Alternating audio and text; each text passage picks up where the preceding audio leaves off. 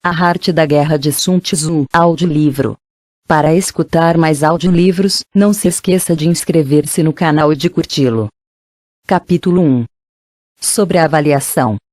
Sun Tzu disse: a guerra é de vital importância para o Estado. É o domínio da vida ou da morte, o caminho para a sobrevivência ou a perda do império. É preciso manejá-la bem. Não refletir seriamente sobre tudo que lhe concerne e dar prova de uma culpável indiferença no desrespeito à conservação ou à perda do que nos é mais querido. E isso não deve ocorrer entre nós. Há que valorá-la em termos de 5 fatores fundamentais, e fazer comparações entre diversas condições dos contentores, com vistas a determinar o resultado da guerra. O primeiro desses fatores é a doutrina. O segundo, o tempo. O terceiro, o terreno. O quarto, o mando. E o quinto, a disciplina. A doutrina significa aquilo que faz com que o povo esteja em harmonia com seu governante, de modo que o siga onde esse for, sem temer por suas vidas, nem de correr qualquer perigo. O tempo significa o yin e o yang, a noite e o dia, o frio e o calor, dias ensolarados ou chuvosos e a mudança das estações. O terreno implica as distâncias, e faz referência a onde é fácil ou difícil deslocar-se, se é em campo aberto ou lugares estreitos, e isto influencia as possibilidades de sobrevivência. O mando há de ter como qualidades: sabedoria, sinceridade, benevolência, coragem e disciplina. Por último, a disciplina há de ser compreendida como a organização do exército, as graduações e classes entre os oficiais, a regulação das rotas de mantimentos, e a provisão de material militar ao exército. Estes 5 fatores fundamentais hão de ser conhecidos por cada general. Aquele que os domina, vence. Aquele que não, sai derrotado. Portanto, ao traçar os planos, há de comparar os seguintes 7 fatores, valorando cada um com o maior cuidado. Qual dirigente é mais sábio e capaz? Que comandante possui o maior talento? Que exército obtém vantagens da natureza e terreno? Em que exército se observam melhor as regulações e as instruções? Quais as tropas mais fortes? Que exército tem oficiais e tropas melhor treinadas? Que exército administra recompensas e castigos de forma mais justa? Mediante o estudo desses 7 fatores, serás capaz de adivinhar qual dos 2 grupos sairá vitorioso e qual será derrotado. O general que siga meu conselho, é certo que vencerá. Esse general há de ser mantido na liderança. Aquele que ignorar meus conselhos, certamente será derrotado. E deve ser destituído. Além de prestar atenção a meus conselhos e planos, o general deve criar uma situação que contribua com seu cumprimento. Por situação quero dizer que deve levar em consideração a situação do campo, e atuar de acordo com o que lhe for vantajoso. A arte da guerra se baseia no engano. Portanto, quando és capaz de atacar, deves aparentar incapacidade; quando as tropas se movem, aparentar inatividade. Se estás perto do inimigo, deves fazê-lo crer que estás longe. Se longe, aparentar que se está perto. Colocar iscas para atrair ao inimigo. Golpear o inimigo quando está desordenado. Preparar-se contra ele quando está seguro em todas partes. Evitá-lo durante um tempo quando é mais forte. Se teu oponente tem um temperamento colérico, tente irritá-lo. Se é arrogante, trata de fomentar seu egoísmo. Se as tropas inimigas se acham bem preparadas já após uma reorganização, tenta desordená-las. Se estão unidas, semeia dissensão entre suas filas. Ataca o inimigo quando não está preparado, e aparece quando não te espera. Estas são as chaves da vitória pela estratégia. Agora, se as estimações realizadas antes da batalha indicam vitória, é porque os cálculos cuidadosamente realizados mostram que tuas condições são mais favoráveis que as condições do inimigo. Se indicam derrota, é porque mostram que as condições favoráveis para a batalha são menores. Com uma avaliação cuidadosa, podes vencer. Sem ela, não pode. Menos oportunidades de vitória terá aquele que não realiza cálculos em absoluto. Graças a este método, se pode examinar a situação, e o resultado aparece claramente. Capítulo 2. Sobre o princípio das ações. Uma vez começada a batalha, ainda que estejas ganhando, se continuar por muito tempo, desanimará tuas tropas e embotará tua espada. Se estás sitiando uma cidade, esgotarás tuas forças. Se mantens teu exército durante muito tempo em campanha, teus mantimentos se esgotarão. As armas são instrumentos de má sorte. Empregá-las por muito tempo produzirá calamidades. Como se tem dito, os que a ferro matam, a ferro morrem. Quando tuas tropas estão desanimadas, tua espada embotada, esgotadas estão tuas forças e teus mantimentos são escassos, até os teus se aproveitarão de tua debilidade para sublevar-se. Então, ainda que tenhas conselheiros sábios, ao final não poderás fazer que as coisas saiam bem. Por causa disso, tem-se ouvido falar de operações militares que são torpes e repentinas, porém nunca se viu nenhum especialista na arte da guerra que mantivesse a campanha por muito tempo. Nunca é benéfico para um país deixar que uma operação militar se prolongue por muito tempo. Como se diz comumente, seja rápido como o trovão que retumba antes de que tenhas podido tapar os ouvidos, veloz como o relâmpago que brilha antes de haver podido piscar. Portanto, os que não são totalmente conscientes da desvantagem de servir-se das armas não podem ser totalmente conscientes das vantagens de utilizá-las. Os que utilizam os meios militares com perícia não ativam suas tropas 2 vezes, nem proporcionam alimentos em 3 ocasiões, com o mesmo objetivo. Isto quer dizer que não se deve mobilizar ao povo mais de uma vez por campanha, e que imediatamente depois de alcançar a vitória não se deve regressar ao próprio país para fazer uma segunda mobilização. A princípio isto significa proporcionar alimentos para as próprias tropas, porém depois se tiram os alimentos ao inimigo. Se ao invés de tomar os mantimentos e armas de teu próprio país, retirares do teu inimigo, estarás bem abastecido de armas e provisões. Quando um país empobrece por causa das operações militares, isso se deve ao transporte de provisões de um lugar distante. Se as transportas desde um lugar distante, o povo empobrecerá.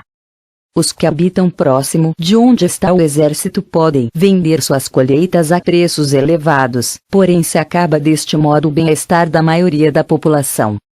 Quando se transportam as provisões muito longe, ocorre ruína por causa do alto custo. Nos mercados próximos ao exército, os preços das mercadorias aumentam. Portanto, as longas campanhas militares constituem uma ferida para o país. Quando se esgotam os recursos, os impostos se arrecadam sob pressão. Quando o poder e os recursos se tenham esgotado, arruína-se o próprio país. O povo é privado de grande parte de seus produtos, enquanto os gastos do governo para armamento se elevam.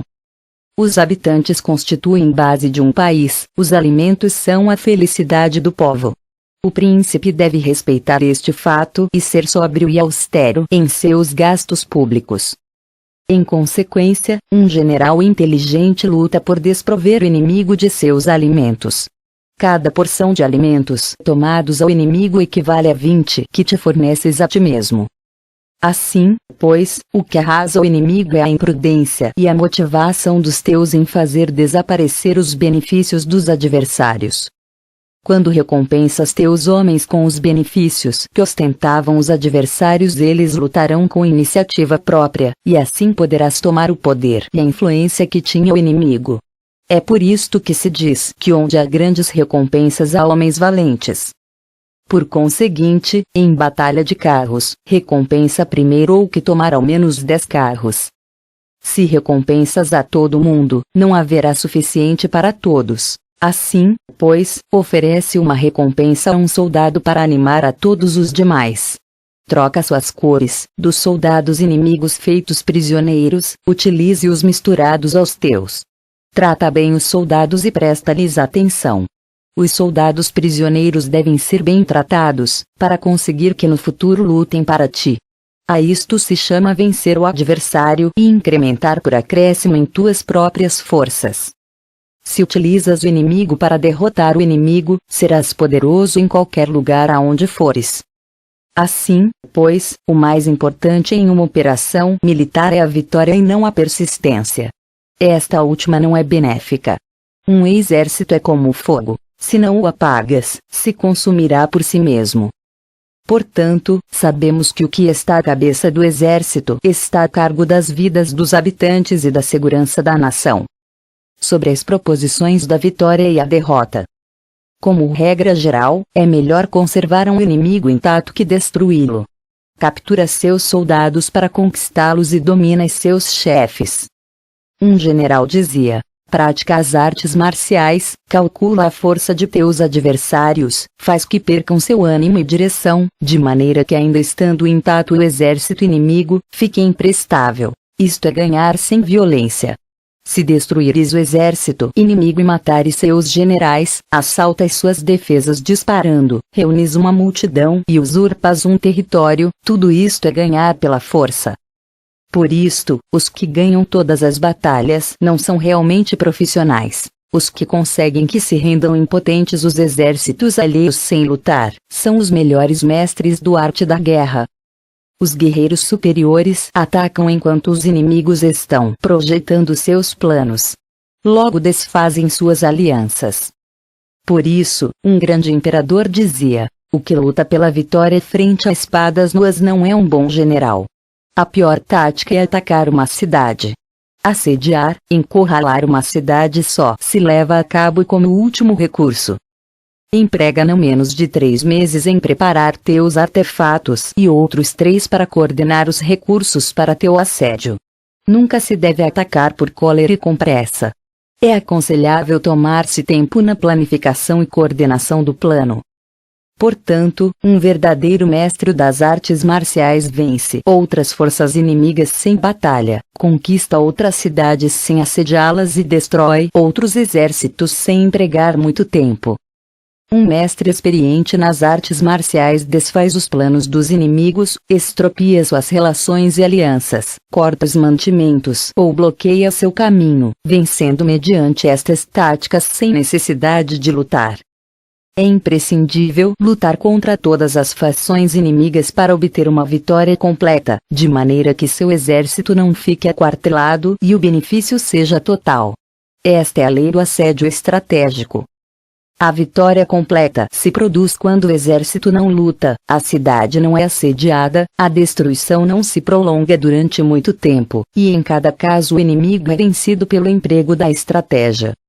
Assim, pois, a regra da utilização da força é a seguinte: se tuas forças são 10 vezes superiores às do adversário, cerca-o. Se são 5 vezes superiores, ataque-o. Se são 2 vezes superiores, divide-o. Se tuas forças são iguais em número, luta se te é possível. Se tuas forças são inferiores, mantenha-te continuamente em guarda, pois a menor falha te acarretaria as piores consequências. Trata de manter-te ao abrigo e evita o quanto possível um enfrentamento aberto com ele. A prudência e a firmeza de um pequeno número de pessoas podem chegar a cansar e a dominar inclusive numerosos exércitos. Este conselho se aplica nos casos em que todos os fatores são equivalentes. Se tuas forças estão em ordem enquanto que as do inimigo estão imersas no caos, se tu e tuas forças estão com ânimo e eles desmoralizados, então, mesmo que sejam mais numerosos, podes entrar em batalha. Se teus soldados, tuas forças, tua estratégia e teu valor são menores que as de teu adversário, então deves retirar-te e buscar uma saída. Em consequência, se o bando menor é obstinado, cai prisioneiro do bando maior. Isto quer dizer que se um pequeno exército não faz uma valoração adequada de seu poder e se atreve a se tornar inimigo de uma grande potência, por muito que sua defesa seja firme, inevitavelmente se converterá em conquistado. Se não podes ser forte, porém tampouco sabes ser débil, serás derrotado. Os generais são servidores do povo. Quando seu serviço é completo, o povo é forte. Quando seu serviço é defeituoso, o povo é débil. Assim, pois, existem 3 maneiras pelas quais um príncipe leva o exército ao desastre. Quando um príncipe, ignorando as ações, ordena avançar a seus exércitos ou retirar-se quando não devem fazê-lo, a isto se chama imobilizar o exército. Quando um príncipe ignora os assuntos militares, porém compartilha em pé de igualdade o mando do exército, os soldados acabam confusos. Quando o príncipe ignora como levar a cabo as manobras militares, porém compartilha por igual sua direção, os soldados estão vacilantes. Uma vez que os exércitos estão confusos e vacilantes, iniciam os problemas procedentes dos adversários. A isto se chama perder a vitória por transtornar o aspecto militar. Se tentas utilizar os métodos de um governo civil para dirigir uma operação militar, a operação será confusa. Triunfam aqueles que sabem quando lutar e quando não. Sabem discernir quando utilizar muitas ou poucas tropas. Possuem tropas cujas categorias superiores e inferiores têm o mesmo objetivo. Enfrentam com preparativos os inimigos desprevenidos. Têm generais competentes e não limitados por seus governos civis. Estas 5 são as maneiras de conhecer o futuro vencedor. Falar que o príncipe seja o que dá as ordens em tudo é como o general solicitar permissão ao príncipe para poder apagar um fogo. Quando for autorizado, já não restam senão cinzas. Se conheces os demais e te conheces a ti mesmo, nem sem batalhas correrás perigo. Se não conheces os demais, porém te conheces a ti mesmo, perderás uma batalha e ganharás outra. Se não conheces aos demais nem te conheces a ti mesmo, correrás perigo em cada batalha. Capítulo 3. Sobre a medida na disposição dos meios. Antigamente, os guerreiros especialistas se faziam a si mesmos invencíveis em primeiro lugar, e depois aguardavam para descobrir a vulnerabilidade de seus adversários. Fazer-te invencível significa conhecer-te a ti mesmo. Aguardar para descobrir a vulnerabilidade do adversário significa conhecer os demais. A invencibilidade está em ti mesmo, a vulnerabilidade no adversário. Por isto, os guerreiros especialistas podem ser invencíveis, porém não podem fazer que seus adversários sejam vulneráveis. Se os adversários não têm ordem de batalha sobre o que informar-se, nem negligências ou falhas das quais aproveitar-se, como podes vencê-los ainda que estejam bem providos? Por isto é pelo que se disse que a vitória pode ser percebida, porém não fabricada. A invencibilidade é uma questão de defesa, a vulnerabilidade, uma questão de ataque. Enquanto não tenhas observado vulnerabilidades na ordem de batalha dos adversários, oculta tua própria formação de ataque, e prepara-te para ser invencível, com a finalidade de preservar-te. Quando os adversários têm ordens de batalha vulneráveis, é o momento de sair e atacá-los. A defesa é para tempos de escassez, o ataque para tempos de abundância. Os especialistas em defesa se escondem nas profundezas da terra. Os especialistas em manobras de ataque se escondem nas mais elevadas alturas do céu. Desta maneira podem proteger-se e lograr a vitória total. Em situações de defesa, cales as vozes e elimine os cheiros, escondidos como fantasmas e espíritos sob terra, invisíveis para todo mundo. Em situações de ataque, vosso movimento é rápido e vosso grito fulgurante, veloz como o trovão e o relâmpago, para que teus adversários não possam se preparar, mesmo que venham do céu. Prever a vitória quando qualquer um pode conhecer não constitui verdadeira destreza.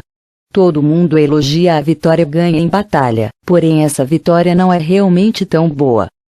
Todos elogiam a vitória na batalha, porém o verdadeiramente desejável é poder ver o mundo do sutil e dar-te conta do mundo do oculto, até o ponto de ser capaz de alcançar a vitória onde não exista a forma. Não requer muita força para levantar um cabelo, não é necessário ter uma vista aguda para ver o sol e a lua, nem se necessita ter muito ouvido para escutar o retumbar do trovão. O que todo mundo conhece não se chama sabedoria. A vitória sobre os demais obtida por meio da batalha não se considera uma boa vitória.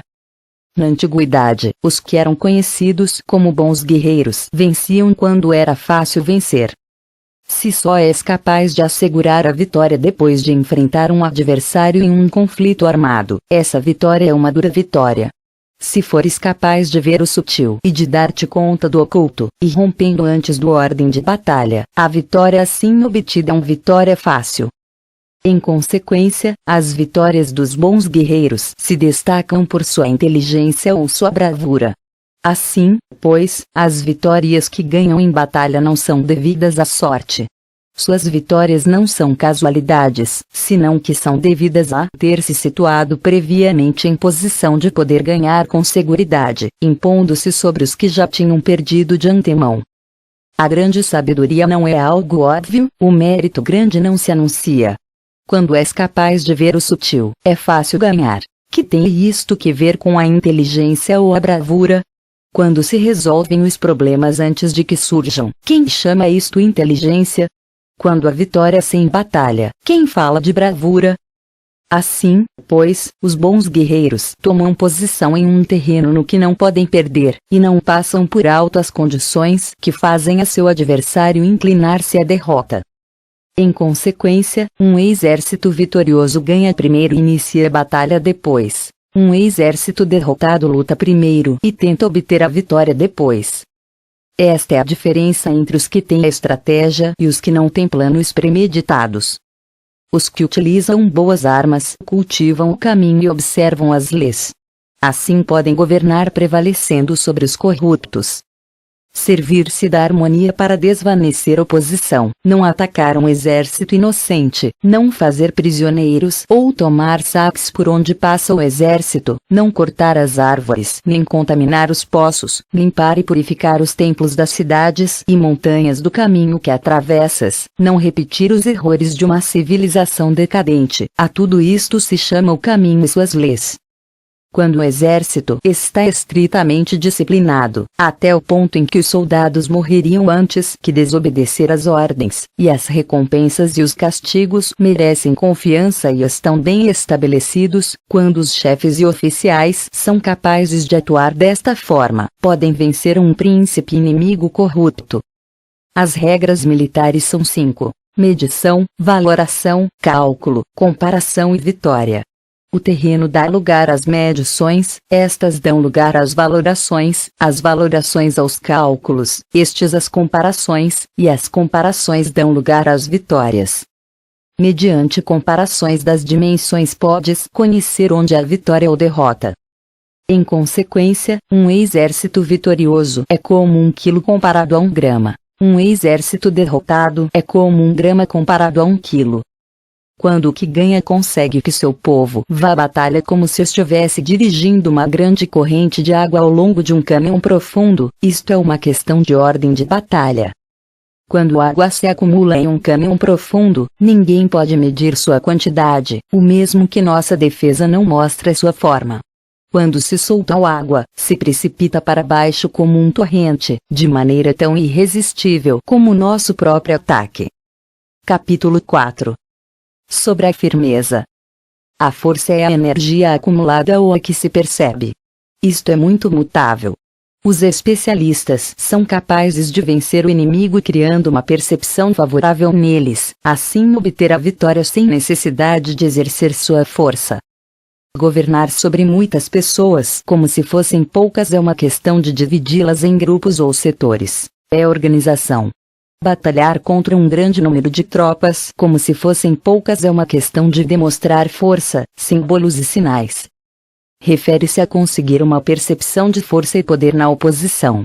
No campo de batalha se refere às formações e bandeiras utilizadas para organizar as tropas e coordenar seus movimentos. Conseguir que o exército seja capaz de combater contra o adversário sem ser derrotado é uma questão de empregar métodos ortodoxos ou heterodoxos. A ortodoxia e a heterodoxia não são elementos fixos, senão que se utilizam como um ciclo.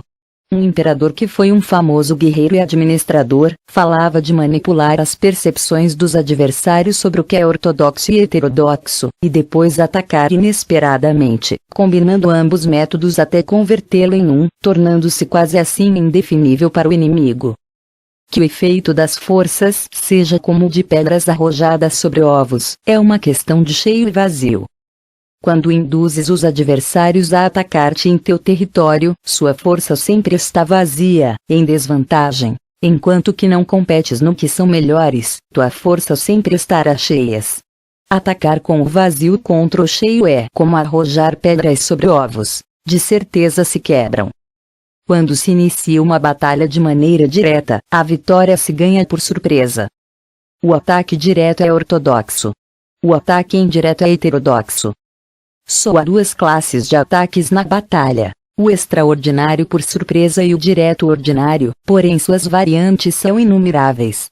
O ortodoxo e o heterodoxo se originam reciprocamente, como um círculo sem começo nem fim. Quem poderia esgotá-los? Quando a velocidade do água que flui alcança o ponto em que pode mover as pedras, esta é a força direta. Quando a velocidade e manobrabilidade do falcão é tal que pode atacar e matar, isto é precisão. O mesmo ocorre com os guerreiros especialistas. Sua força é rápida, sua precisão certeira. Sua força é como disparar uma catapulta, sua precisão é dar no objetivo previsto e causar o efeito esperado. A desordem chega da ordem, a covardia surge do valor, a debilidade brota da força. Se queres fingir desordem para convencer a teus adversários e distraí-los, primeiro tens que organizar o ordem, porque só então podes criar um desordem artificial. Se queres fingir covardia para conhecer a estratégia dos adversários, primeiro tens que ser extremadamente valente, porque só então podes atuar como tímido de maneira artificial. Se queres fingir debilidade para induzir arrogância em teus inimigos, primeiro deves ser extremadamente forte, porque só então podes pretender ser débil. A ordem e a desordem são uma questão de organização. A covardia é uma questão valentia e de ímpeto. A força e a debilidade são uma questão da formação na batalha. Quando um exército tem a força do ímpeto, percepção, inclusive o tímido se torna valente; quando perde a força do ímpeto, inclusive o valente se converte em tímido. Nada está fixado nas leis da guerra. Estas se desenvolvem sobre a base do ímpeto. Com astúcia se pode antecipar e conseguir que os adversários se convençam a si mesmos como proceder e mover-se. Ajuda-os a caminhar pelo caminho que lhes traça. Faz mover-se os inimigos com a perspectiva do triunfo, para que caiam na emboscada. Os bons guerreiros buscam a efetividade na batalha a partir da força do ímpeto, percepção, e não dependem só da força de seus soldados. São capazes de escolher a melhor gente, empregá-los adequadamente e deixar que a força do ímpeto logre seus objetivos. Quando há entusiasmo, convicção, ordem, organização, recursos, compromisso dos soldados, tens a força do ímpeto, e o tímido é valoroso. Assim é possível determinar os soldados por suas capacidades, habilidades e encomendar-lhes deveres e responsabilidades adequadas. O valente pode lutar, o cuidadoso pode fazer sentinela, e o inteligente pode estudar, analisar e comunicar. Cada qual é útil. Fazer que os soldados lutem permitindo que a força do ímpeto faça seu trabalho é como fazer rodar rocas. As rocas permanecem imóveis quando estão em um lugar plano, porém giram em um plano inclinado. Ficam fixas quando são quadradas, porém giram se são redondas. Portanto, quando se conduz os homens à batalha com astúcia, o impulso é como rocas redondas que se precipitam montanha abaixo. Esta é a força que produz a vitória. Capítulo 5. Sobre o cheio e o vazio. Os que antecipam, se preparam e chegam primeiro ao campo de batalha e esperam ao adversário estão em posição descansada. Os que chegam por último ao campo de batalha, os que improvisam e iniciam luta acabam esgotados. Os bons guerreiros fazem com que os adversários venham a eles, e de nenhum modo se deixam atrair fora de sua fortaleza. Se fazes com que os adversários venham a ti para combater, tua força estará sempre vazia. Se não sais a combater, tua força estará sempre cheia. Esta é a arte de esvaziar os demais e de encher-te a ti mesmo. O que impulsiona os adversários a vir até a ti por própria decisão é a perspectiva de ganhar. O que desanima os adversários de ir até a ti é a probabilidade de sofrer danos. Quando os adversários estão em posição favorável, deves cansá-los. Quando estão bem alimentados, cortar os mantimentos. Quando estão descansando, fazer que se ponham em movimento. Ataca inesperadamente, fazendo que os adversários se esgotem correndo para salvar suas vidas. Interrompe suas provisões, arrasa seus campos e corta suas vias de aprovisionamento. Aparece em lugares críticos e ataca donde menos se o esperem, fazendo que tenham que acudir ao resgate. Aparece onde não possam ir, dirige-te até onde menos esperem. Para deslocar-te centenas de quilômetros sem cansaço, atravessa terras despovoadas. Atacar um espaço aberto não significa só um espaço em que o inimigo não tem defesa. Enquanto sua defesa não seja estrita, o lugar não esteja bem guardado, os inimigos se dispersarão ante ti, como se estivesses atravessando um território despovoado. Para tomar infalivelmente o que atacas, ataca donde não há defesa. Para manter uma defesa infalivelmente segura, defende onde não há ataque. Assim, no caso dos que são especialistas em ataque, seus inimigos não sabem por onde atacar. Quando se cumprem as instruções, as pessoas são sinceramente leais e comprometidas, os planos e preparativos para a defesa implantados com firmeza, sendo tão sutil e reservado que não se revelam as estratégias de nenhuma forma, e os adversários se sentem inseguros, e sua inteligência não lhes serve para nada. Ser extremadamente sutil, discreto, até o ponto de não ter forma. Ser completamente misterioso e confidencial, até o ponto de ser silencioso. De esta maneira poderás dirigir o destino de teus adversários. Para avançar sem encontrar resistência, arremete por seus pontos débeis. Para retirar-te de maneira esquiva, sé mais rápido que eles. As situações militares se baseiam na velocidade. Chega como o vento, mova-te como o relâmpago, e os adversários não poderão vencer-te. Portanto, quando queiras entrar em batalha, inclusive se o adversário está entrincheirado em posição defensiva, não poderá evitar lutar se atacas no lugar no que deve acudir irremediavelmente ao resgate. Quando não queiras entrar em batalha, inclusive se traças uma linha no terreno que queres conservar, o adversário não pode combater contigo porque lhe dás uma falsa pista. Isto significa que quando os adversários chegam para atacar-te, não lutas com eles, senão que estabeleces uma mudança estratégica para confundi-los e enchê-los de incertezas. Por conseguinte, quando induzes outros a efetuar uma formação, enquanto tu mesmo permaneces sem forma, estás concentrado, enquanto que teu adversário está dividido. Faz que os adversários vejam como extraordinário o que é ordinário para ti. Faz que vejam como ordinário o que é extraordinário para ti. Isto é induzir o inimigo a efetuar uma formação. Uma vez vista a formação do adversário, concentras tuas tropas contra ele. Como tua formação não está à vista, o adversário dividirá seguramente suas forças. Quando estás concentrado formando uma só força, enquanto o inimigo está dividido em 10, estás atacando uma concentração de 1 contra 10, assim tuas forças superam as suas. Se podes atacar uns poucos soldados com muitos, desanimarás o número de teus adversários. Quando estás fortemente entrincheirado, estás forte atrás de boas barricadas, e não deixas filtrar nenhuma informação sobre tuas forças, sai fora sem informação precisa, ataca e conquista de maneira irrestrita. Não devem conhecer onde pensas liberar a batalha, porque quando não se conhece, o inimigo destaca muitos postos de vigilância, e no momento que se estabelecem numerosos postos só tens que combater contra pequenas unidades. Assim, pois, quando sua vanguarda está preparada, sua retaguarda é defeituosa, e quando sua retaguarda está preparada, sua vanguarda apresenta pontos débeis. As preparações de sua ala direita significarão carência em sua ala esquerda. As preparações por todas partes significará ser vulnerável por todas partes. Isto significa que quando as tropas estão de guarda em muitos lugares, estão forçosamente espalhadas em pequenas unidades. Quando se dispõe de poucos soldados, se está na defensiva contra o adversário que dispõe de muitos, faz que o inimigo tenha que defender-se. Quantas mais defesas induzes a adotar a teu inimigo, mais debilitado ficará. Assim, se conheces o lugar e a data da batalha, podes acudir a ela mesmo que estejas a 1000 quilômetros de distância.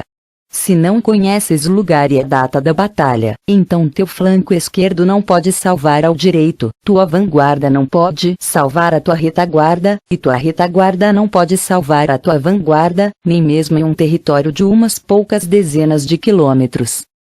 Se tens muitas mais tropas que os demais, como pode ajudar-te este fator para obter a vitória? Se não conheces o lugar e a data da batalha, mesmo que tuas tropas sejam mais numerosas que as deles, como podes saber se vais ganhar ou perder? Assim, pois, se disse que a vitória pode ser criada. Se fazes que os adversários não saibam o lugar e a data da batalha, sempre podes vencer. Inclusive se os inimigos são numerosos, pode fazer-se que não entrem em combate.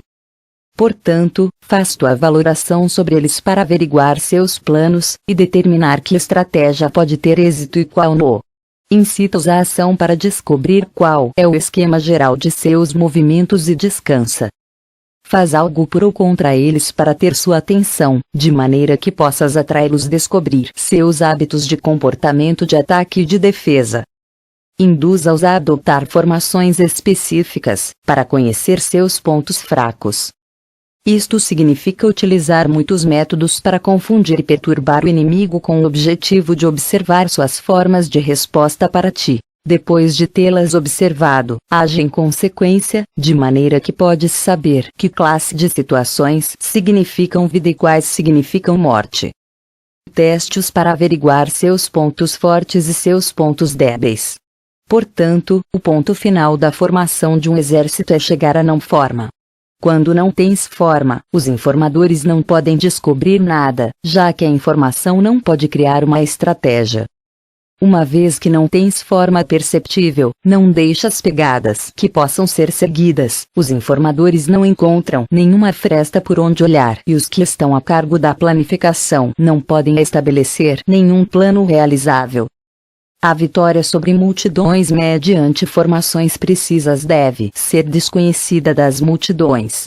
Todo mundo conhece a forma que resultou em vencedor, porém ninguém conhece a forma que assegurou a vitória. Em consequência, a vitória na guerra não é repetitiva, senão que adapta sua forma continuamente. Determinar as mudanças apropriadas significa não repetir as estratégias prévias para obter a vitória. Para consegui-la, posso adaptar-me desde o princípio a qualquer formação que os adversários possam adotar. As formações são como água. A natureza da água é evitar o alto e ir para baixo. A natureza dos exércitos é evitar o cheio e atacar o vazio. O fluxo do água está determinado pela terra. A vitória vem determinada pelo adversário. Assim, pois, um exército não tem formação constante, o mesmo que o água não tem forma constante. Se chama gênio a capacidade de obter a vitória cambiando e adaptando-se segundo o inimigo. Capítulo 6. Sobre o enfrentamento direto e indireto. A regra ordinária para o uso do exército é que o mando do exército receba ordens das autoridades civis e depois reúne e concentra as tropas, aquartelando-as juntas. Nada é mais difícil que a luta armada. Lutar com outros cara a cara para conseguir vantagens é o mais árduo do mundo. A dificuldade da luta armada é fazer próximas as distâncias e converter os problemas em vantagens. Enquanto dás a aparência de estar muito longe, começa teu caminho e chegas antes que o inimigo.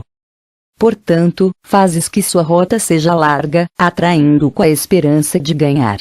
Quando empreendes a marcha depois que os outros e chegas antes que eles, conheces a estratégia de fazer que as distâncias sejam próximas.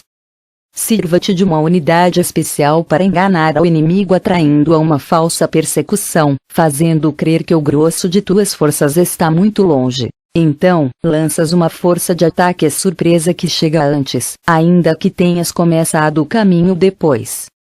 Por conseguinte, a luta armada pode ser proveitosa e pode ser perigosa. Para o especialista é proveitosa, para o inexperiente, perigosa. Mobilizar todo o exército para o combate para obter alguma vantagem tomaria muito tempo, porém combater por uma vantagem com um exército incompleto teria como resultado uma falta de recursos. Se te mobilizas rapidamente sem parar dia e noite, recorrendo o duplo da distância habitual, e se lutas por obter alguma vantagem a milhares de quilômetros, teus chefes militares serão feitos prisioneiros.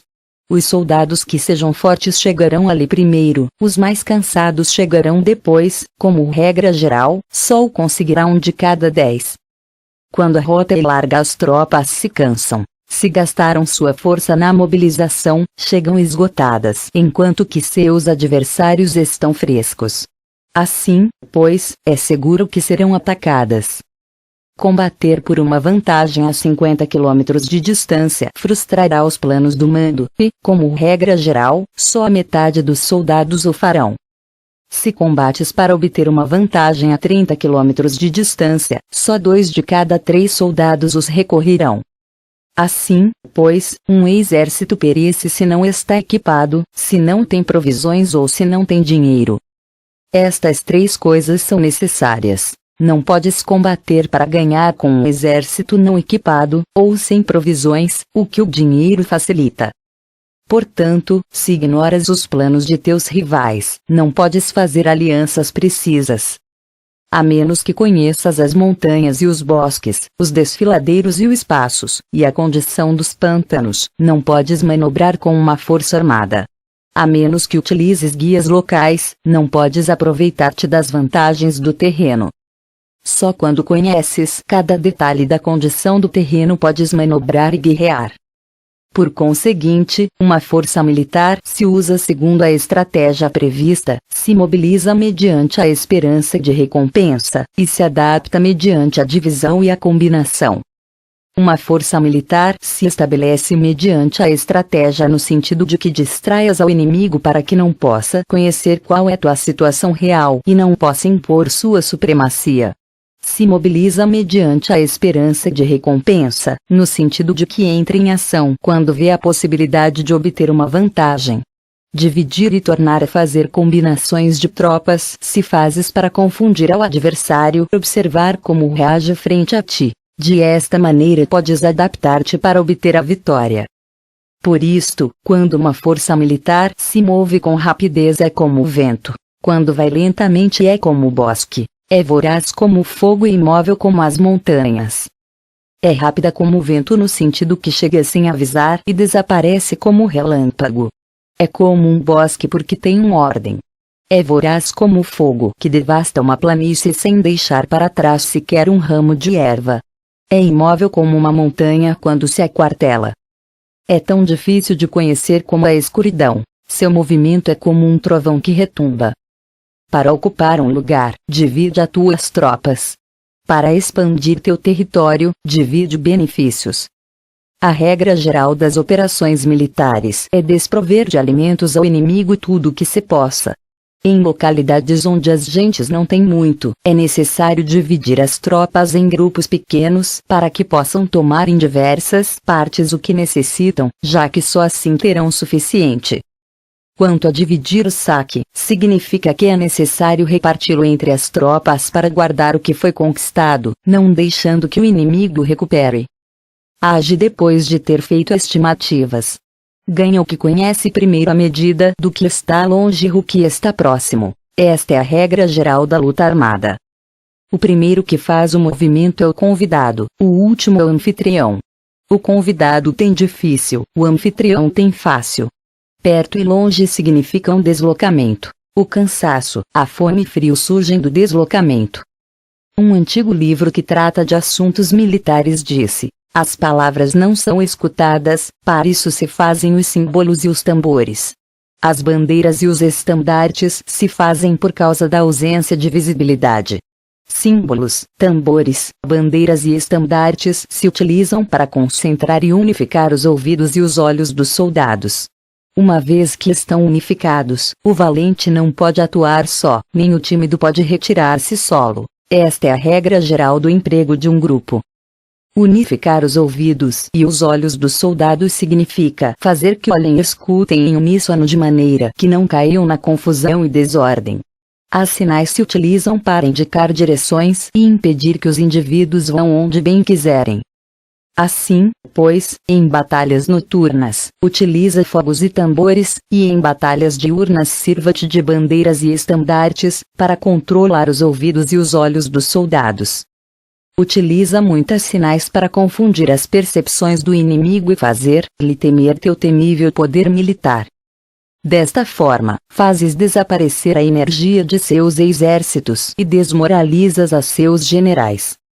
Em primeiro lugar, deves ser capaz de manter-te firme em teu próprio coração. Só então podes desmoralizar os generais inimigos. Por isto, a tradição afirma que os habitantes de outros tempos tinham a firmeza para desmoralizar, e a antiga lei dos que conduziam carros de combate dizia que quando a mente original é firme, a energia fresca é vitoriosa. Deste modo, a energia da manhã está cheia de ardor, a do meio-dia decai e a energia da noite se retira. Em consequência, os especialistas no manejo das armas preferem a energia entusiasta, atacam a decadente e a que se bate em retirada. São eles os que dominam a energia. Qualquer débil no mundo se dispõe a combater em um minuto caso se sinta animado, porém quando se trata realmente de tomar as armas e de entrar em batalha, é possuído pela energia. Quando esta energia se desvanece, deter-se-á, estará assustado e se arrependerá de haver começado. Utilizar a ordem para enfrentar a desordem, utilizar a calma para enfrentar-se com os que se agitam, isto é dominar o coração. A menos que teu coração esteja totalmente aberto e tua mente em ordem, não podes esperar ser capaz de adaptar-te a responder sem limites, a manejar os acontecimentos de maneira infalível, a enfrentar dificuldades graves e inesperadas sem te perturbar, dirigindo cada coisa sem confusão. Dominar a força é esperar os que vêm de longe, aguardar com toda a comodidade os que se tenham fatigado, e com o estômago saciado os famintos. Isto é o que se quer dizer quando se fala em atrair a outros até onde estás, ao tempo que evitas ser induzido a ir até onde eles estejam. Evitar a confrontação contra formações de combate bem ordenadas e não atacar grandes batalhões constitui o domínio da adaptação. Portanto, a regra geral das operações militares é não enfrentar uma grande montanha nem opor-se ao inimigo de costas a esta. Isto significa que se os adversários estão em um terreno elevado, não deves atacar-lhes costa acima, e que quando efetuam uma carga costa abaixo, não deves fazer-lhes frente. Não persigas os inimigos quando finjam uma retirada, nem ataques tropas experientes. Se os adversários fogem de repente antes de esgotar sua energia, seguramente há emboscadas esperando para atacar tuas tropas. Neste caso, deves reter a teus oficiais para que não se lancem em sua perseguição. Não consumas a comida de seus soldados. Se o inimigo abandona de repente suas provisões, estas devem ser provadas antes de ser comidas, porque podem estar envenenadas. Não detenhas nenhum exército que esteja em caminho a seu país. Sob estas circunstâncias, um adversário lutará até a morte. Há que deixar-lhe uma saída a um exército cercado. Mostra-lhes uma maneira de salvar a vida para que não estejam dispostos a lutar até a morte, e assim poderás aproveitar para atacar-lhes. Não pressiones um inimigo desesperado. Um animal esgotado seguirá lutando, pois essa é a lei da natureza. Estas são as leis das operações militares. Capítulo 7. Sobre as 9 mudanças. No geral, as operações militares estão sob ordens do governante civil para dirigir ao exército. O general não deve erguer seu acampamento em terreno difícil. Deixa que se estabeleçam relações diplomáticas nas fronteiras. Não permaneças em um território árido nem isolado. Quando te achas em terreno fechado, prepara alguma estratégia e mova-te. Quando te achares em terreno mortal, luta. Terreno fechado significa que existem lugares escarpados que te rodeiam por todas partes, de maneira que o inimigo tem mobilidade, que pode chegar e ir-se com liberdade, porém a ti é difícil sair e voltar. Cada rota deve ser estudada para que seja melhor. Há rotas que não deves usar, exércitos que não devem de ser atacados, cidades que não devem ser sitiadas, terrenos sobre os que não se deve combater, e ordens de governantes civis que não devem ser obedecidas. Em consequência, os generais que conhecem as variáveis possíveis para aproveitar-se do terreno sabem como manejar as forças armadas. Se os generais não sabem como adaptar-se de maneira vantajosa, mesmo que conheçam a condição do terreno, não podem aproveitar-se dele. Se estão ao mando de exércitos, porém ignoram as artes da total adaptabilidade, mesmo que conheçam o objetivo a lograr, não podem fazer que os soldados lutem por ele. Se és capaz de ajustar a campanha de modo que mude conforme ao ímpeto das forças, então a vantagem não muda, e os únicos que são prejudicados são os inimigos. Por esta razão, não existe uma estrutura permanente. Se podes compreender totalmente este princípio, podes fazer que os soldados atuem na melhor forma possível. Portanto, as considerações da pessoa inteligente sempre incluem o analisar objetivamente o benefício e o prejuízo. Quando considera o benefício, sua ação se expande. Quando considera o dano, seus problemas podem resolver-se. O benefício e o dano são interdependentes, e os sábios os têm em conta. Por isso, o que retira os adversários é o dano, o que os mantém ocupados é a ação, e o que lhes motiva é o benefício. Cansa os inimigos mantendo-os ocupados e não deixando-lhes respirar. Porém, antes lográ-lo, tens que realizar previamente tu própria labor. Esse trabalho consiste em desenvolver um exército forte, um povo próspero, uma sociedade harmoniosa e uma maneira ordenada de viver. Assim, pois, a norma geral das operações militares consiste em não contar com que o inimigo não acuda, senão confiar em ter os meios de enfrentá-lo. Não contar com que o adversário não ataque, senão confiar em possuir o que não pode ser atacado.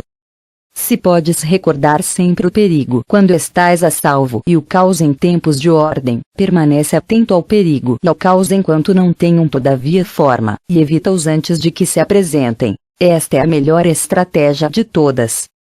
Por isto, existem 5 riscos que são perigosos nos generais. Os que estão dispostos a morrer, podem perder a vida. Os que querem preservar a vida, podem ser feitos prisioneiros. Os que são dados a apaixonamentos irracionais, podem ser ridicularizados. Os que são muito puritanos, podem ser desonrados. Os que são compassivos, podem ser perturbados. Se te apresentas em um lugar que com toda segurança os inimigos se precipitarão a defender, as pessoas compassivas se apressarão invariavelmente a resgatar seus habitantes, causando a si mesmas problemas e cansaço. Estes são 5 riscos que constituem defeitos nos generais e que são desastrosos para as operações militares. Os bons generais são diferentes. Comprometem-se até a morte, porém não se aferram à esperança de sobreviver. Atuam de acordo com os acontecimentos, em forma racional e realista, sem deixar-se levar por as emoções nem estar sujeitos a ficar confusos. Quando vem uma boa oportunidade, são como tigres, em caso contrário cerram suas portas. Sua ação e sua não ação são questões de estratégia, e não podem ser agradados nem aborrecidos. Capítulo 8. Sobre a distribuição dos meios. As manobras militares são o resultado dos planos e estratégias na maneira mais vantajosa para ganhar. Determinam a mobilidade e eficiência das tropas. Se vais colocar teu exército em posição de observar ao inimigo, atravessa rápido as montanhas e vigia-os de um vale. Considera o efeito da luz e mantenha-te na posição mais elevada do vale. Quando combatares numa montanha, ataca de cima para baixo, e não o contrário. Combate estando costa abaixo e nunca costa acima. Evita que a água divida tuas forças, afasta-te das condições desfavoráveis o quanto antes. Não enfrentes os inimigos dentro da água, é conveniente deixar que passem a metade de suas tropas e nesse momento dividi-las e atacá-las. Não te situes rio abaixo.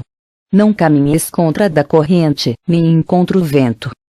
Se acampas na ribeira de um rio, teus exércitos podem ser surpreendidos de noite, empurrados para se afogar, ou se lhes pode colocar veneno na corrente.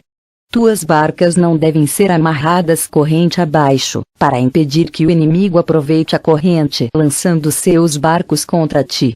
Se atravessa pântanos, faça-o rapidamente. Se te encontras frente a um exército em meio de um pântano, permanece próximo de suas plantas aquáticas ou respaldado pelas árvores. Em uma planície, toma posições que sejam fáceis de manobrar, mantendo as elevações do terreno atrás e à tua direita, estando as partes mais baixas diante e as mais altas atrás. Geralmente, um exército prefere um terreno elevado e evita um terreno baixo, aprecia a luz e detesta a escuridão. Os terrenos elevados são estimulantes, e portanto, a gente se acha a gosto em eles. Ademais são convenientes para adquirir a força do ímpeto. Os terrenos baixos são úmidos, o qual provoca enfermidades e dificulta o combate. Cuida da saúde física de teus soldados com os melhores recursos disponíveis. Quando não existe a enfermidade em um exército, se disse que este é invencível. Onde haja montículos e terraplanos, situa-te em seu lado ensolarado, mantendo-os sempre à tua direita e atrás. Colocar-se na melhor parte do terreno é vantajoso para uma força militar. A vantagem em uma operação militar consiste na aproveitar-se de todos os fatores benéficos do terreno. Quando chove, rio acima a corrente traz consigo a espuma. Se queres cruzá-lo, espera que acalme. Sempre que um terreno apresente barrancos infranqueáveis, lugares fechados, armadilhas, riscos, grutas e prisões naturais, deves abandoná-lo rapidamente e não te aproximes dele. No que me concerne, sempre me mantenho distante destes acidentes do terreno, de maneira que os adversários estejam mais perto que eu deles. Dou a face a estes acidentes, de maneira que fiquem às costas do inimigo. Então estás em situação vantajosa, e ele tem condições desfavoráveis. Quando um exército se está deslocando, se atravessa territórios montanhosos com muitas correntes de água e poços, ou pântanos cobertos de juncos, ou bosques virgens cheios de árvores e vegetação, é imprescindível esquadrinhá-los totalmente e com cuidado, já que estes lugares ajudam nas emboscadas e aos espiões. É essencial descer do cavalo e esquadrinhar o terreno, pois podem existir tropas escondidas para tentar uma emboscada. Também pode ser que haja espiões à espreita observando-te e escutando tuas instruções e movimentos. Quando o inimigo está perto, permanece calmo, queres dizer que se achas em posição forte. Quando está longe, porém tenta provocar hostilidades, queres que avances. Se, ademais, sua posição é acessível, isso queres dizer que lhe é favorável. Se um adversário não conserva a posição que lhe é favorável pelas condições do terreno e se situa em outro lugar conveniente, deve ser porque existe alguma vantagem tática para agir desta maneira. Se as árvores se movem, é que o inimigo se está aproximando. Se há obstáculos entre os brejos, é que tomaste um mau caminho. A ideia de pôr muitos obstáculos entre os matos é fazer-te pensar que existem tropas emboscadas escondidas em meio de ela. Se os pássaros alçam o voo, há tropas emboscadas no lugar. Se os animais estão assustados, existem tropas atacantes. Caso se levem colunas de pó altas e espessas, há carros que se estão aproximando. Se são baixas e largas, aproximam-se soldados a pé. Nuvens de fumaça esparsas significam que se está cortando lenha. Pequenas nuvens de pó que vão e vêm indicam que se está levantando acampamento. Se os emissários do inimigo pronunciam palavras humildes enquanto este incrementa seus preparativos de guerra, isto quer dizer que vai avançar. Quando se pronunciam palavras altissonantes e se avança ostensivamente, é sinal de que o inimigo se vai retirar. Se seus emissários vêm com palavras humildes, envia espiões para observar o inimigo e comprovarás que está aumentando seus preparativos de guerra. Quando os carros ligeiros saem em primeiro lugar e se situam nos flancos, estão estabelecendo um frente de batalha. Se os emissários chegam pedindo a paz sem firmar um tratado, significa que estão tramando algum complô. Se o inimigo dispõe rapidamente seus carros em filas de combate, é que está esperando reforços. Não se precipitarão para um encontro ordinário se não entendem que lhes será enviada ajuda, ou deve haver uma força que se ache à distância e que é esperada em um determinado momento para unir suas tropas e atacar-te. Convém antecipar, preparar-se imediatamente para esta eventualidade. Se a metade de suas tropas avança e a outra metade retrocede, é que o inimigo pensa atrair-te a uma armadilha. O inimigo está fingindo neste caso confusão e desordem para incitar-te a que avances. Se os soldados inimigos se apoiam uns nos outros, é que estão famintos. Se os aguadores bebem em primeiro lugar, é que as tropas estão sedentas. Se o inimigo vê uma vantagem porém não a aproveita, é que está cansado. Se os pássaros se reúnem no campo inimigo, é que o lugar está vazio. Se há pássaros sobrevoando uma cidade, o exército fugiu. Se são produzidas chamadas noturnas, é que os soldados inimigos estão atemorizados. Têm medo e estão inquietos, e por isso chamam uns a outros.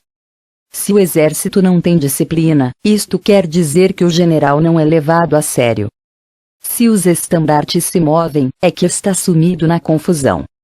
Há sinais que são usados para unificar o grupo. Assim, pois, caso se desloquem de lá para cá sem ordem nem concerto, significa que suas fileiras estão confusas. Se seus emissários mostram irritação, significa que estão cansados. Se matam seus cavalos para obter carne, é que os soldados carecem de alimentos. Quando não têm marmitas e não voltam a seu acampamento, são inimigos completamente desesperados. Se produzem murmurações, faltas de disciplina e os soldados falam muito entre si, queres dizer que foi perdida a lealdade da tropa. As murmurações descrevem a expressão dos verdadeiros sentimentos. As faltas de disciplina indicam problemas com os superiores. Quando o mando perdeu a lealdade das tropas, os soldados se falam com franqueza sobre os problemas com seus superiores. Se outorgam numerosas recompensas, é que o inimigo se acha em um beco sem saída. Quando se ordenam demasiados castigos, é que o inimigo está desesperado. Quando a força de seu ímpeto está esgotada, outorgam constantes recompensas para ter contentes os soldados, para evitar que se rebelem em massa. Quando os soldados estão tão esgotados que não podem cumprir as ordens, são castigados uma e outra vez para restabelecer a autoridade. Ser violento no princípio e terminar depois temendo os próprios soldados é o cúmulo de inépcia. Os emissários que acodem com atitude conciliatória indicam que o inimigo quer uma trégua. Se as tropas inimigas enfrentam-te com ardor, porém demoram um momento de entrar em combate sem abandonar não obstante o terreno, deves observá-los cuidadosamente. Estão preparando um ataque por surpresa. Em assuntos militares, não é necessariamente mais benéfico ser superior em forças, só evitar atuar com violência desnecessária. É suficiente com consolidar teu poder, fazer estimações sobre o inimigo e conseguir reunir tropas. Isso é tudo. O inimigo que atua isoladamente, que carece de estratégia e que toma a dianteira a seus adversários, inevitavelmente acabará sendo derrotado. Se teu plano não contém uma estratégia de retirada ou posterior ao ataque, senão que confias exclusivamente na força de teus soldados, e tomas a dianteira a teus adversários sem valorar sua condição, com toda a segurança cairás prisioneiro. Se castigas os soldados antes de ter conseguido que sejam leais ao mando, não obedecerão, e se não obedecem, serão difíceis de empregar. Tampouco poderão ser empregados se não se leva a cabo nenhum castigo, inclusive depois de haver obtido sua lealdade. Quando existe um sentimento profundo de apreço e confiança, e os corações dos soldados estão vinculados ao mando, se relaxares a disciplina, os soldados se tornarão arrogantes e será impossível usá-los. Portanto, dirige-os mediante a arte civilizada e unifica-os mediante as artes marciais. Isto significa uma vitória contínua. Arte civilizada significa humanidade, e artes marciais significam regulamentos. Mandar-lhes com humanidade e benevolência, unificá-los de maneira estrita e firme. Quando a benevolência e a firmeza são evidentes, é possível estar seguro da vitória. Quando as ordens se dão de maneira clara, sensata e consequente, as tropas as aceitam. Quando as ordens são confusas, contraditórias e mudam a toda hora, as tropas não as aceitam ou não as entendem. Quando as ordens são razoáveis, justas, sensatas, claras e consequentes, existe uma satisfação recíproca entre o líder e o grupo. Capítulo 9. Sobre a topologia. Alguns terrenos são fáceis, outros difíceis, alguns neutros, outros estreitos, acidentados ou abertos.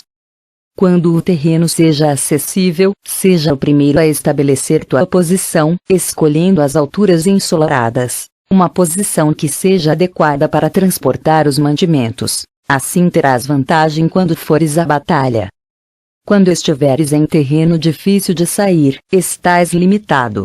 Neste terreno, se teu inimigo não está preparado, podes vencer se segues adiante, porém se o inimigo está preparado e segues adiante, terás muitas dificuldades para retornar de novo a ele, o que contará contra ti. Quando é um terreno desfavorável para ambos, diz-se que é um terreno neutro. Em um terreno neutro, inclusive se o adversário te oferece uma vantagem, não te aproveites de ela. Retira-te, induzindo a sair a metade das tropas inimigas, e então cai sobre ele aproveitando-te desta condição favorável. Em um terreno estreito, se és o primeiro a chegar, deves ocupá-lo totalmente e esperar o adversário. Se ele chega antes, não o persiga se bloqueiem aos desfiladeiros. Persiga-o só se não os bloqueia. Em terreno acidentado, se és o primeiro a chegar, deves ocupar seus pontos altos e ensolarados e esperar o adversário. Se este já os ocupou antes, retira-te e não o persigas. Em um terreno aberto, a força do ímpeto se encontra igualada, e é difícil provocar-lhe a combater de maneira desvantajosa para ele. Entender estas 6 classes de terreno é a responsabilidade principal do general, e é imprescindível considerá-los. Estas são as configurações do terreno. Os generais que as ignoram saem derrotados. Assim, pois, entre as tropas estão as que fogem, que se retraem, as que se derrubam, as que se rebelam e as que são derrotadas. Nenhuma destas circunstâncias constituem desastres naturais, senão que são devidas aos erros dos generais. As tropas que têm o mesmo ímpeto, porém que atacam em proporção de 1 contra 10, saem derrotadas. Os que têm tropas fortes, porém cujos oficiais são débeis, ficam retraídos. Os que têm soldados débeis ao mando de oficiais fortes, verão em apuros.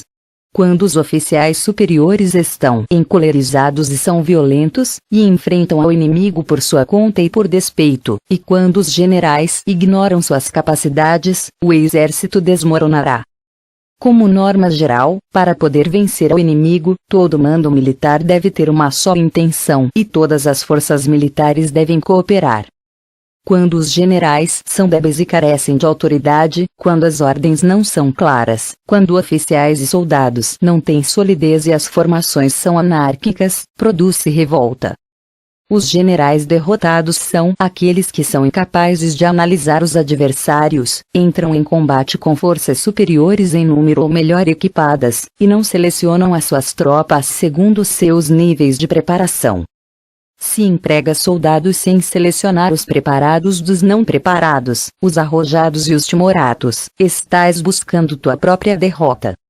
Estas são as 6 maneiras de ser derrotado. A compreensão destas situações é a responsabilidade suprema dos generais e devem ser consideradas. A primeira é não equilibrar o número de forças. A segunda, a ausência de um sistema claro de recompensas e castigos. A terceira, a insuficiência de treinamento. A quarta é a paixão irracional. A quinta é a ineficácia da lei de ordem. E a sexta é a falha em não selecionar os soldados fortes e resolutos. A configuração do terreno pode ser um apoio para o exército. Para os chefes militares, o curso da ação adequada é avaliar o adversário para assegurar a vitória e calcular os riscos e as distâncias. Saem vencedores os que lideram batalhas conhecendo estes elementos. Saem derrotados os que lutam ignorando-os. Portanto, quando as leis da guerra assinalam uma vitória segura, é claramente apropriado começar batalha, inclusive se o governo tenha dado ordens de não atacar. Se as leis da guerra não indicam uma vitória segura, é adequado não entrar em batalha, mesmo que o governo tenha dado a ordem de atacar. Deste modo se avança sem pretender a glória, se ordena a retirada sem evitar a responsabilidade, com o único propósito de proteger a população e em benefício também do governo. Assim se presta um serviço valioso à nação. Avançar e retirar-se contra das ordens do governo não se faz em interesse pessoal, senão para salvaguardar as vidas da população e no autêntico benefício do governo. Servidores de este talhe são muito úteis para um povo. Olha por teus soldados como olhas a um recém-nascido, assim estarão dispostos a seguir-te até os vales mais profundos. Cuida de teus soldados como cuidas de teus queridos filhos, e morrerão gostosamente contigo. Porém se és tão amável com eles que não os podes utilizar, se és tão indulgente que não lhes podes dar ordens, tão informal que não podes discipliná-los, teus soldados serão como crianças mimadas e, portanto, imprestáveis. As recompensas não devem ser usadas sós, nem deve confiar-se somente nos castigos. Caso contrário, as tropas, como crianças mimadas, se acostumam a desfrutar ou a ficar ressentidas por tudo. Isto é danoso e os torna imprestáveis. Se sabes que teus soldados são capazes de atacar, porém ignora se o inimigo é invulnerável a um ataque, tens só a metade de possibilidades de ganhar. Se sabes que teu inimigo é vulnerável a um ataque, porém ignora se teus soldados são capazes de atacar, só tens a metade de possibilidades de ganhar. Se sabes que o inimigo é vulnerável a um ataque, e teus soldados podem levá-lo a cabo, porém ignora se a condição do terreno é favorável para a batalha, tens a metade de probabilidades de vencer. Portanto, os que conhecem as artes marciais não perdem tempo quando efetuam seus movimentos, nem se esgotam quando atacam. Devido a isto se diz que quando conheces a ti mesmo e conheces os demais, a vitória não é um perigo. Quando conheces o céu e a terra, a vitória é inesgotável. Capítulo 10. Sobre as 9 classes de terreno. Conforme as leis das operações militares, existem 9 classes de terreno. Se lutam entre si em seu próprio território, a este se lhe chama terreno de dispersão. Quando os soldados estão apegados à sua casa e combatem próximo de seu lar, podem ser dispersados com facilidade. Quando penetras em território alheio, porém não o fazes em profundidade, a este se chama território ligeiro. Isto significa que os soldados podem regressar facilmente. O território que pode resultar-te vantajoso se o tomas, e vantajoso ao inimigo se é ele quem o conquista, se chama terreno-chave. Um terreno de luta inevitável é qualquer penetração defensiva ou passo estratégico. Um território igualmente acessível para ti e para os demais se chama terreno de comunicação. O território que está rodeado por 3 territórios rivais e és o primeiro a proporcionar livre acesso a ele a todos se chama terreno de interseção. O terreno de interseção é aquele ao que convergem as principais vias de comunicação unindo-as entre si. Seja o primeiro em ocupá-lo, e os demais terão que por se a teu lado. Se o obtens, te encontras seguro. Se o perdes, corres perigo. Quando penetras em profundidade em um território estranho, e deixas atrás muitas cidades e povos, este terreno se chama difícil. É um terreno do qual é difícil regressar. Quando atravessas montanhas com bosques, desfiladeiros abruptos ou outros acidentes difíceis de atravessar, a isto se chama terreno desfavorável. Quando o acesso é estreito e a saída é tortuosa, de maneira que uma pequena unidade inimiga pode atacar-te, mesmo que tuas tropas sejam mais numerosas, este se chama terreno cercado. Se és capaz de uma grande adaptação, podes atravessar este território. Se só podes sobreviver em um território lutando com rapidez, e se é fácil morrer se não o fazes, este se chama terreno mortal. As tropas que se encontram em um terreno mortal estão na mesma situação que se encontrassem numa barca que afunda ou em uma casa ardendo. Assim, pois, não combatas em um terreno de dispersão, não te detenhas em um terreno ligeiro, não ataques em um terreno-chave, ocupado pelo inimigo, não deixes que tuas tropas sejam divididas em um terreno de comunicação. Em terrenos de interseção, estabelece comunicações. Em terrenos difíceis, entra com provisões. Em terrenos desfavoráveis, continua marchando. Em terrenos cercados, faz planos. Em terrenos mortais, luta. Em um terreno de dispersão, os soldados podem fugir. Um terreno ligeiro é quando os soldados penetram em território inimigo, todavia não têm as costas cobertas. Por isso, suas mentes não estão realmente concentradas e não estão atentos para a batalha. Não é vantajoso atacar ao inimigo em um terreno-chave. O que é vantajoso é chegar primeiro a ele. Não se deve permitir que fique isolado o terreno de comunicação, para poder servir-se das rotas de mantimentos. Em terrenos de interseção, estarás a salvo se estabeleces alianças. Se as perdes, te encontrarás em perigo. Em terrenos difíceis, entrar com provisões significa reunir todo o necessário para estar ali muito tempo. Em terrenos desfavoráveis, já que não podes entrincheirar-te nele, deves apressar-te em sair. Em terrenos cercados, introduz táticas de surpresa. Se as tropas caem em um terreno mortal, todos lutarão de maneira espontânea. Por isto se disse: situa as tropas em um terreno mortal e sobreviverão.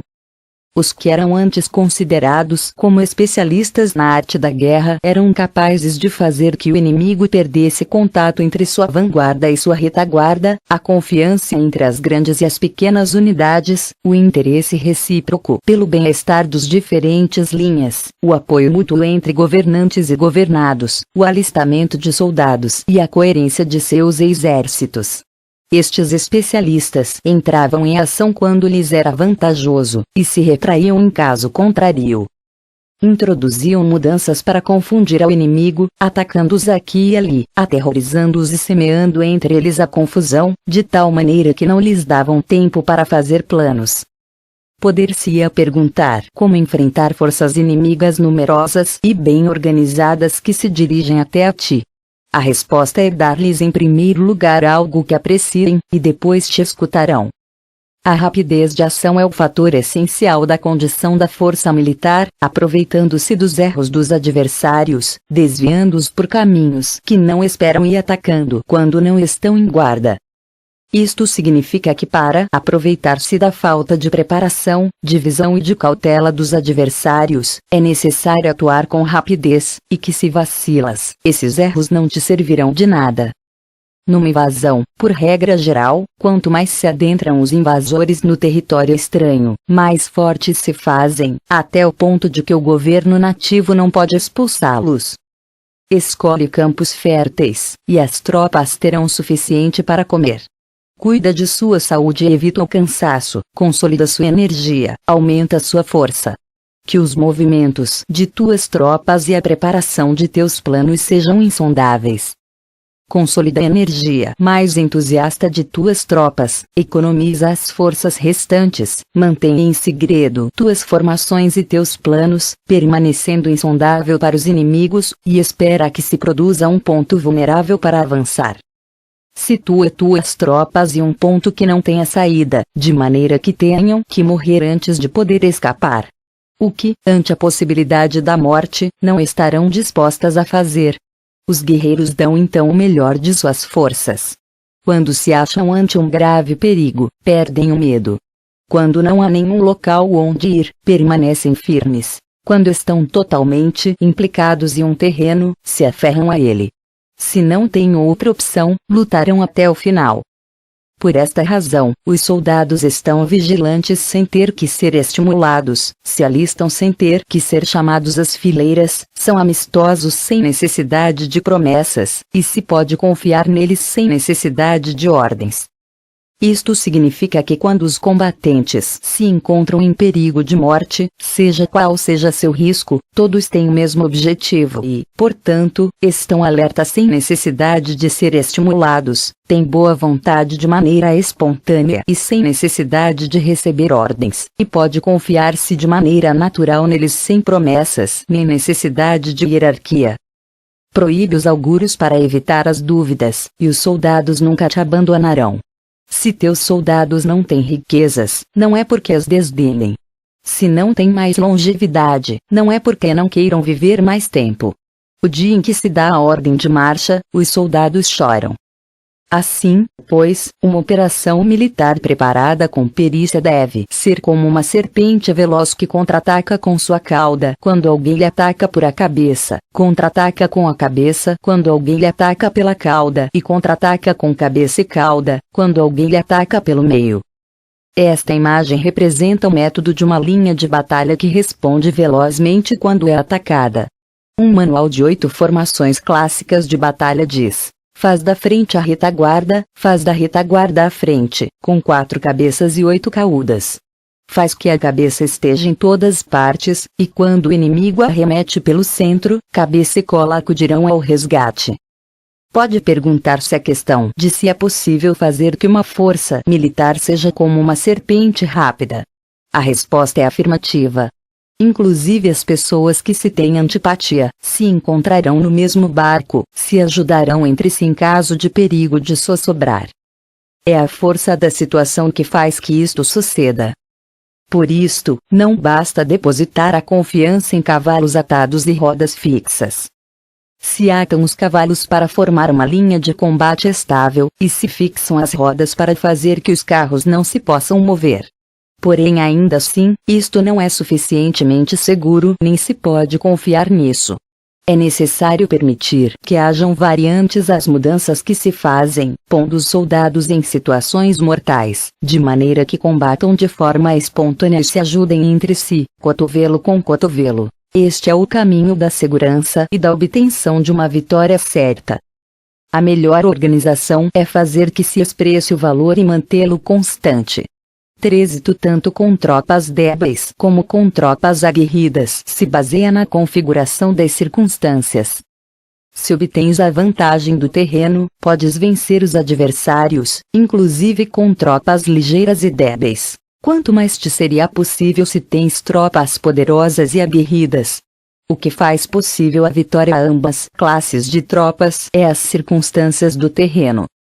Portanto, os especialistas em operações militares obtêm a cooperação da tropa, de tal maneira que dirigir a um grupo é como dirigir a um só indivíduo que não tem mais que uma só opção.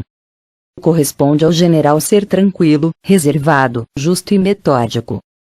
Seus planos são tranquilos e absolutamente secretos para que ninguém possa descobri-los. Seu mando é justo e metódico, assim que ninguém se atreve a tomar sua frente.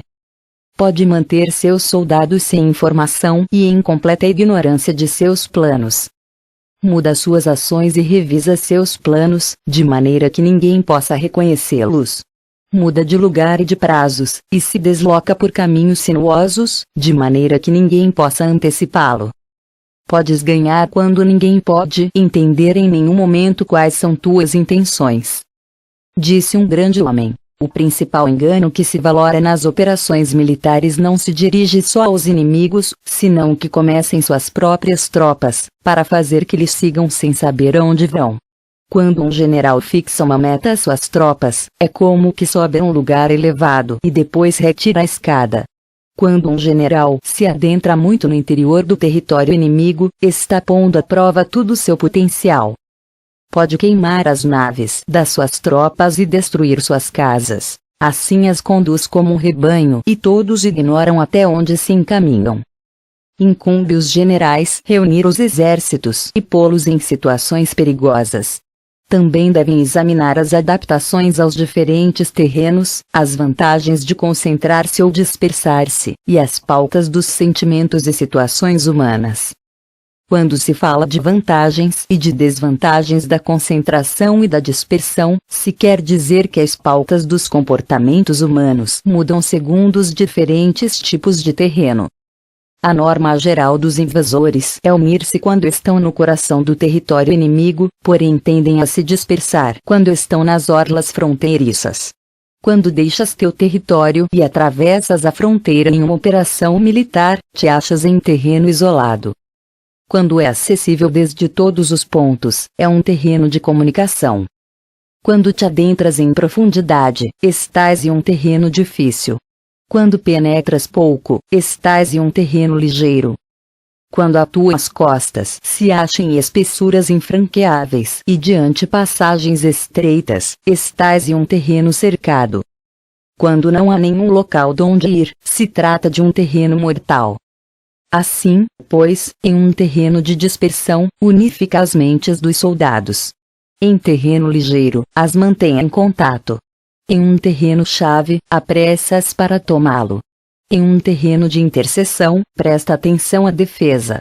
Em um terreno de comunicação, estabeleceria sólidas alianças. Em um terreno difícil, assegura mantimentos continuados. Em terreno desfavorável, apressa tuas tropas a sair rapidamente dele. Em terreno cercado, cerra as entradas. Em terreno mortal, indica a tuas tropas que não existe nenhuma possibilidade de sobreviver. Por isto, a psicologia dos soldados consiste em resistir quando se veem rodeados, lutar quando não se pode evitar, e obedecer em casos extremos. Até que os soldados não se vejam rodeados, não têm a determinação de resistir ao inimigo até alcançar a vitória. Quando estão desesperados, apresentam uma defesa unificada. Por isso, os que ignoram os planos inimigos não podem preparar alianças. Os que ignoram as circunstâncias do terreno não podem fazer manobrar suas forças. Os que não utilizam guias locais não podem aproveitar-se do terreno. Os militares de um governo eficaz devem conhecer todos estes fatores. Quando o exército de um governo eficaz ataque um grande território, o povo não se pode unir. Quando seu poder supera os adversários, é impossível fazer alianças. Se podes averiguar os planos de tuas adversários, aproveita-te do terreno e faz manobrar o inimigo de maneira que se encontre indefeso. Neste caso, nem sequer um grande território pode reunir suficientes tropas para deter-te. Portanto, se não lutas por obter alianças, não aumentas o poder de nenhum país, porém estendes tua influência pessoal ameaçando os adversários, tudo isso faz com que o país e as cidades inimigas sejam vulneráveis. Outorga recompensas que não estejam reguladas e dá ordens incomuns. Considera a vantagem de outorgar recompensas que não tenham precedentes, observa como o inimigo faz promessas sem ter em conta os códigos estabelecidos. Maneja as tropas como se fossem uma só pessoa. Emprega-as em tarefas reais, porém não lhes fale. Motiva-as com recompensas, porém não comente os possíveis prejuízos. Emprega teus soldados só em combater, sem comunicar-lhes tua estratégia. Deixe-os conhecer os benefícios que os esperam, porém não lhes fales dos danos potenciais. Se a verdade se filtra, tua estratégia pode afundar. Se os soldados começam a preocupar-se, tornar-se-ão vacilantes e temerosos. Coloque-os em uma situação de possível extermínio, e então lutarão para viver. Ponha-os em perigo de morte, e então sobreviverão. Quando as tropas afrontam perigos, são capazes de lutar para obter a vitória. Assim, pois, a tarefa de uma operação militar é fingir acomodar-se às intenções do inimigo. Se te concentras totalmente nisso, podes matar seu general mesmo que estejas a quilômetros de distância. A isto se chama cumprir o objetivo com perícia. No princípio acomodas as suas intenções, depois matas a seus generais. Esta é a perícia no cumprimento do objetivo. Assim, o dia em que se declara a guerra, se cerram as fronteiras, se rompem os salvo-condutos e se impede o passo de emissários. Os assuntos se decidem rigorosamente desde que se começa a planejar e estabelecer a estratégia desde a casa ou quartel-general. O rigor nos quartéis generais na fase de planificação se refere à manutenção do segredo.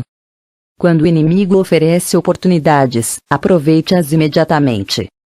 Inteira-te primeiro do que pretende, e depois antecipa-te a ele. Mantenha disciplina e adapta-te ao inimigo, para determinar o resultado da guerra. Assim, ao princípio eras como uma donzela e o inimigo abre suas portas. Então, tu és como uma lebre solta, e o inimigo não poderá expulsar-te. Capítulo 11. Sobre a arte de atacar pelo fogo. Existem 5 classes de ataques mediante o fogo: queimar as pessoas, queimar os mantimentos, queimar o equipamento, queimar os depósitos e queimar as armas. O uso do fogo tem que ter uma base, e exige certos meios. Existem momentos adequados para acender fogos, concretamente quando o tempo é seco e ventoso. Normalmente, em ataques mediante o fogo é imprescindível seguir as mudanças produzidas por este.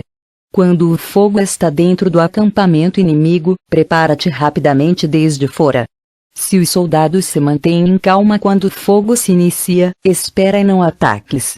Quando o fogo alcança seu ponto álgido, segue-o, se podes. Se não, espera. Em geral, o fogo se utiliza para semear a confusão no inimigo e assim poder atacar-lhe. Quando o fogo pode ser prendido em campo aberto, não esperes para fazê-lo em seu interior. Faça-o quando seja oportuno. Quando o fogo seja atiçado pelo vento, não ataques em direção contrária a este. Não é eficaz lutar contra o ímpeto do fogo, porque o inimigo lutará neste caso até a morte. Se soprou vento durante o dia, à noite amainará. Um vento diurno cessará ao anoitecer, um vento noturno cessará ao amanhecer. Os exércitos devem saber que existem variantes das 5 classes de ataques mediante o fogo, e adaptar-se a estas de maneira racional. Não basta saber como atacar os demais com o fogo, é necessário saber como impedir que os demais te ataquem a ti. Assim, pois, a utilização do fogo para apoiar um ataque significa claridade, a utilização do água para apoiar um ataque significa força. A água pode cortar comunicação, porém não pode arrasar. A água pode ser usada para dividir um exército inimigo, de maneira que sua força se desune e a tua se fortaleça. Ganhar combatendo ou levar a cabo um assédio vitorioso sem recompensar aos que tenham méritos traz má fortuna e se faz merecedor de ser chamado avaro. Por isso se disse que um governo esclarecido tem em conta que um bom mando militar recompensa o mérito. Não mobiliza as suas tropas quando não há vantagens que obter, não atuam quando não há nada que ganhar, nem lutam quando não existe perigo. As armas são instrumentos de mau augúrio, e a guerra é um assunto perigoso. É indispensável impedir uma derrota desastrosa, e portanto, não vale a pena mobilizar um exército por razões insignificantes. As armas só devem ser usadas quando não existe outro remédio. Um governo não deve mobilizar um exército por ira, e os chefes militares não devem provocar a guerra por cólera. Atua quando seja benéfico. Em caso contrário, desiste. A ira pode converter-se na alegria e a cólera pode converter-se em prazer, porém um povo destruído não pode renascer, e a morte não pode converter-se em vida. Em consequência, um governo esclarecido presta atenção a tudo isto, e um bom mando militar o tem em conta. Esta é a maneira de manter a nação a salvo e de conservar intacto a seu exército. Capítulo 12. Sobre o uso de espiões. Uma operação militar significa um grande esforço para o povo, e a guerra pode durar muitos anos para obter uma vitória de um dia. Assim, pois, falar em conhecer a situação dos adversários para economizar nos gastos para investigar e estudar oposição é extremadamente inumano, e não é típico de um bom chefe militar, de um conselheiro de governo, nem de um governante vitorioso. Portanto, o que possibilita um governo inteligente e um mando militar sábio vencer os demais e lograr triunfos extraordinários com essa informação essencial. A informação prévia não se pode obter de fantasmas nem espíritos, nem se pode ter por analogia, nem descobrir mediante cálculos. Deve-se obter de pessoas que conheçam a situação do adversário. Existem 5 classes de espiões: o espião nativo, o espião interno, o duplo agente, o espião liquidável, e o espião flutuante. Quando estão ativos todos eles, ninguém conhece suas rotas. A isto se lhe chama gênio organizativo, e se aplica ao governante. Os espiões nativos contratam entre os habitantes de uma localidade. Espiões internos se contratam entre os funcionários inimigos. Os agentes duplos se contratam entre os espiões inimigos. Os espiões liquidáveis transmitem falsos dados aos espiões inimigos. Os espiões flutuantes voltam para trazer seus informes. Entre os funcionários do regime inimigo, se acham aqueles com os quais se pode estabelecer contato e os que se pode subornar para averiguar a situação de seu país e descobrir qualquer plano que se trame contra ti, também podem ser utilizados para criar desavenças e desarmonia. Em consequência, ninguém nas Forças Armadas é tratado com tanta familiaridade como os espiões, nem ninguém recebe recompensas tão grandes como a eles, nem há assunto mais secreto que o espionagem. Se não se trata bem os espiões, podem converter-se em renegados e trabalhar para o inimigo. Não se podem utilizar aos espiões sem sagacidade e conhecimento. Não pode servir-se de espiões sem humanidade e justiça, não se pode obter a verdade dos espiões sem sutileza. Certamente, é um assunto muito delicado. Os espiões são úteis em todas partes. Cada assunto requer um conhecimento prévio. Se algum assunto de espionagem é divulgado antes de que o espião seja informado, este ou que o divulgou devem ser eliminados. Sempre que queiras atacar um exército, assediar uma cidade ou atacar uma pessoa, deves de conhecer previamente a identidade dos generais que a defendem, de seus aliados, seus visitantes, seus sentinelas e de seus criados. Assim, pois, faz que teus espiões averiguem tudo sobre eles. Sempre que vais atacar e combater, deves conhecer primeiro os talentos dos servidores do inimigo, e assim podes enfrentá-los segundo suas capacidades. Deves buscar agentes inimigos que tenham vindo te espionar, suborná-los e induzi-los a passar para teu lado, para poder utilizá-los como agentes duplos. Com a informação obtida desta maneira, podes encontrar espiões nativos e espiões internos para contratá-los.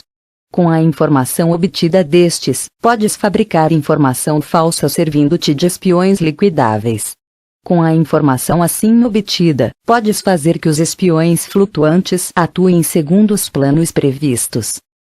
É essencial para um governante conhecer as 5 classes de espionagem, e este conhecimento depende dos agentes duplos. Assim, pois, estes devem ser bem tratados. Assim, só um governante brilhante ou um general sábio que possa utilizar os mais inteligentes para o espionagem, pode estar seguro da vitória. A espionagem é essencial para as operações militares, e os exércitos dependem dela para levar a cabo suas ações. Não será vantajoso para o exército atuar sem conhecer a situação do inimigo, e conhecer a situação do inimigo não é possível sem espionagem. Fim do audiolivro. Se gostou, curta o vídeo e inscreva-se no canal para escutar mais audiolivros.